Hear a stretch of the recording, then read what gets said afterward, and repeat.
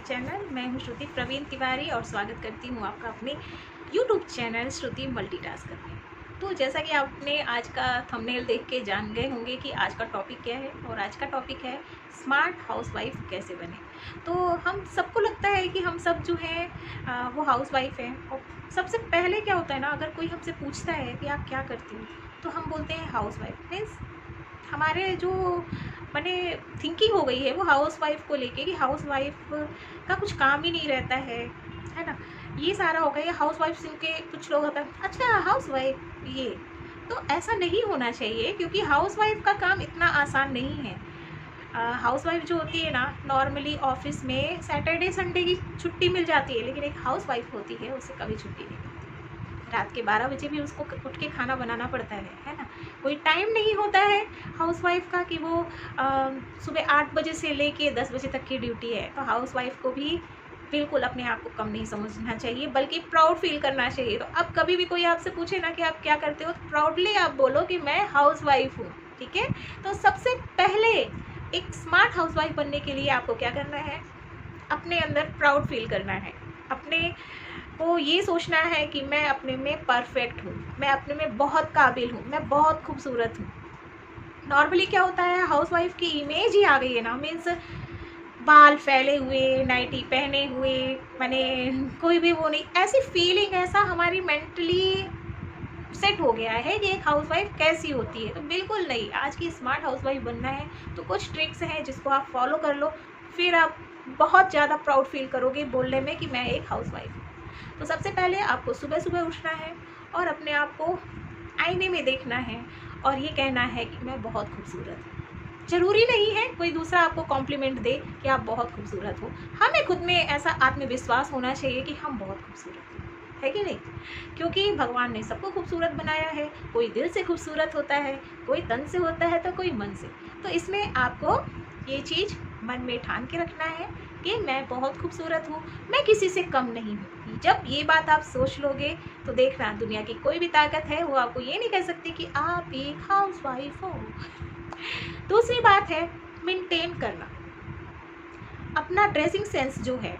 मैं नहीं कहती हाउसवाइफ है तो हमें सजने का मैंने मौका ही नहीं मिलता। हमें भी अपने लिए टाइम निकालना चाहिए, हमें थोड़ा सा अपने आप को मेंटेन रखना चाहिए। अब मैं ये नहीं कह रही कि हाउसवाइफ दिन भर जाके पार्लर में ही बैठी रहे, है ना, बिल्कुल नहीं। मगर फिर भी आप मैंने अच्छे से ड्रेसअप होके, अब ये भी मैं नहीं कह रही हूँ कि आप जींस टॉप ही पहन के एक स्मार्ट लुक लेके आ सकते हो ना। आज भी ऐसी बहुत सी लेडीज़ हैं जो सलवार सूट पहनती हैं, ड्रेस पहनती हैं, साड़ी पहनती हैं, लेकिन फिर भी वो लगती हैं स्मार्ट, है ना। तो मैं नहीं, अगर आप कंफर्टेबल नहीं हो जींस टॉप पहनने में तो बिल्कुल आप मत पहनो। मैं नहीं कहूँगी कि जींस टॉप पहन के ही कोई स्मार्ट लगता है। आप जिस चीज़ में कंफर्टेबल हो आप वही पहनो, क्योंकि जिस ड्रेस में हम कंफर्टेबल होते हैं वही चीज़ हमारे ऊपर अच्छी भी लगती है।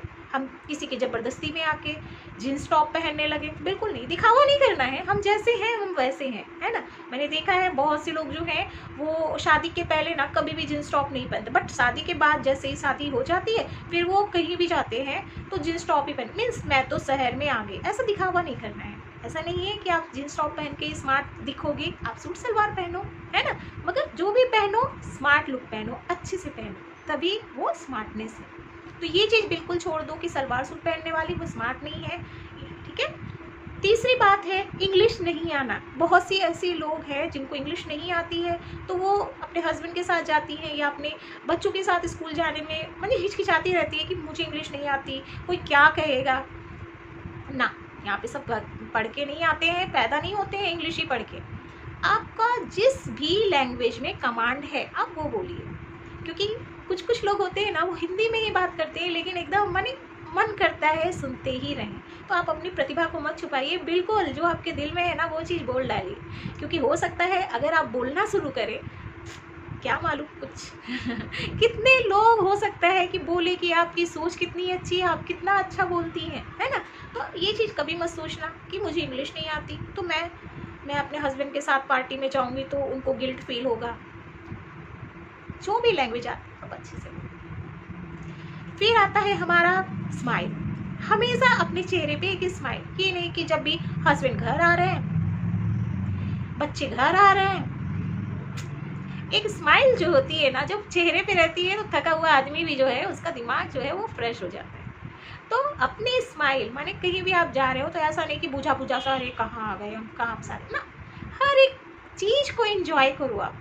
अपने चेहरे पे स्माइल जो होती है ना वो बिल्कुल नहीं, कहते हैं एक स्माइल जो होती है वो एक बीमार के लिए दवा का काम कर जाती है। आपने देखी होगी वो मूवी मुन्ना भाई MBBS, उसमें भी क्या था, वो कितने लोगों के चेहरे पे स्माइल ला देती है ना। तो इसलिए हाउस वाइफ होते का मतलब ही ये होता है कि हर समय स्माइल अपने चेहरे पे होनी चाहिए। तीसरी बात आती है अंडरस्टैंडिंग। अंडरस्टैंडिंग होना बहुत ज़रूरी है। मीन्स ऐसा नहीं कि मेरे हस्बैंड बाहर रहते हैं, बहुत टाइम बाहर रहते हैं, तो फिर हम मैंने उनको समझे ना, हमें मालूम है उनका जॉब ऐसा है ना। तो जो चीज़ हम कर सकते हैं वो सारी चीज़ें हम करें। जैसे अगर हम मार्केट जा सकते हैं, ये नहीं कि मार्केट जाना है, सब्जियां लानी है, घर का ग्रोसरीज लाना है, वो सारा हस्बैंड का काम है, नहीं। अगर हम उनको समझेंगे कि अरे वो भी सुबह से शाम जाते हैं, सैटरडे संडे घर में रहते हैं, तो उन्हें भी थोड़ा रेस्ट चाहिए, है ना, जैसे हमें रेस्ट चाहिए उन्हें भी। तो एक अंडरस्टैंडिंग होती है ये चीज़ के लिए। ये चीज़ अगर आ गई ना, मीन्स हाउस वाइफ की लाइफ जो है वो तो स्माइल ही स्माइल रहेगी, उसमें कोई दिक्कत ही नहीं होने वाली। एक हाउसवाइफ को एक अच्छा लर्नर होना चाहिए कि वो अपने बच्चों की बातें सुने, अपने हस्बैंड की बातें सुने। क्योंकि कई बार होता है ना कि जो हाउसवाइफ होती है वो अपने कामों में इतनी बिजी हो जाती है कि वो अपने बच्चों की बात नहीं सुनती है, वो अपनी माँ से कुछ कहना चाहते हैं। तो बहुत ही अच्छा एक लर्नर होना चाहिए। मीन्स ऐसा नहीं कि सिर्फ हस्बैंड और बच्चे, मीन्स आपकी जो रिलेटिव है उनकी भी बातें आप सुनो।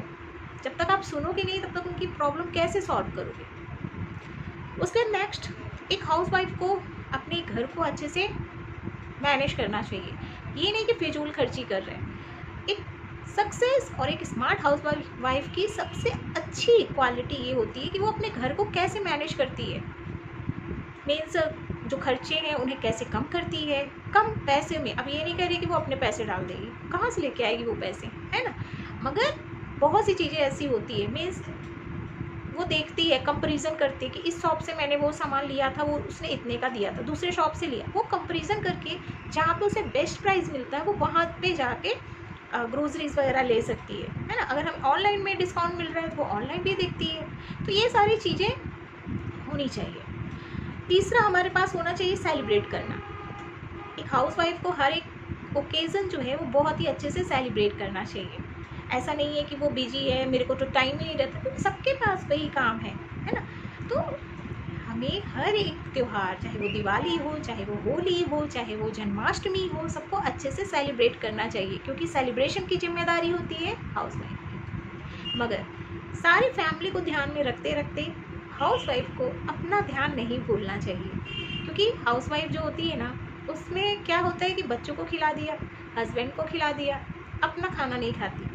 तो अपने को भी ध्यान रखें। बस ये छोटी छोटी बातें हैं ना, इतना आप कर लो, आप भी बन जाओगे स्मार्ट वाइफ, स्मार्ट मदर और स्मार्ट हाउस वाइफ। बस ये सारी क्वालिटीज़ जो है ना, ये आपके अंदर होनी चाहिए। फिर देखिए, आप बोलते हो कि मैं हाउस वाइफ हूँ, कौन कहता है कि हाउस वाइफ ऐसा बोलेंगे, आपके हस्बैंड भी बोलेंगे अरे बाबा हाउस वाइफ का काम कम होता है, मीन्स आपके फेवर में बोलेंगे। बस उसके लिए थोड़ा सा स्मार्ट हो जाओ, थोड़ा सा स्मार्ट लुक लाओ, थोड़ा सा स्मार्ट बन जाओ। तो कैसा लगा आपको मेरा आज का ये वीडियो, ज़रूर बताइएगा।